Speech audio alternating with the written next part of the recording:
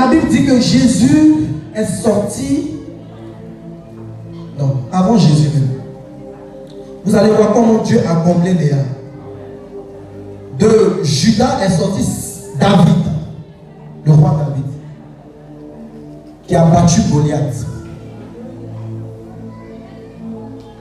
Ensuite, qui est devenu roi, qui a dirigé le peuple d'Israël.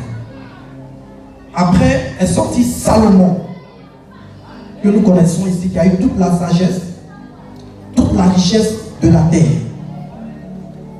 De celles qui n'étaient pas aimées, de celles qui n'étaient pas considérées, de celles qui n'étaient pas vues,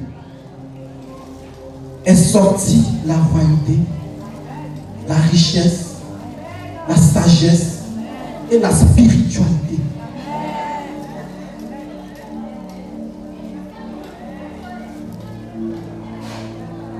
Et par la suite, nous allons constater il y a 2000 ans maintenant que Jésus est issu de Joseph. Alors que Joseph fait partie de la tribu de Juda. Donc, Joseph était un prince. Parce que sa tribu était choisie pour diriger, pour contrôler, pour dominer, pour assujettir. N'est-ce pas? Donc, Lévi ne pouvait pas faire le travail de Juda. Juda ne pouvait pas faire le travail de Lévi.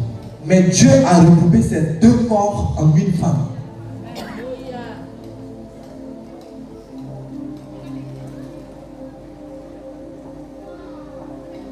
Et par la suite, nous avons l'arrivée de Jésus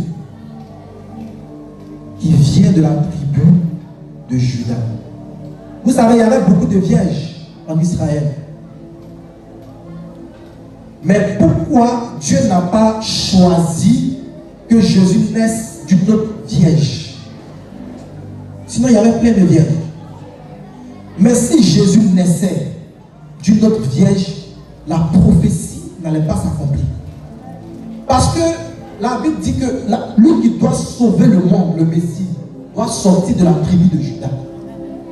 Mais parmi les deux, qui était connecté directement à la tribu de Juda? Entre Marie et Jésus, c'était Joseph.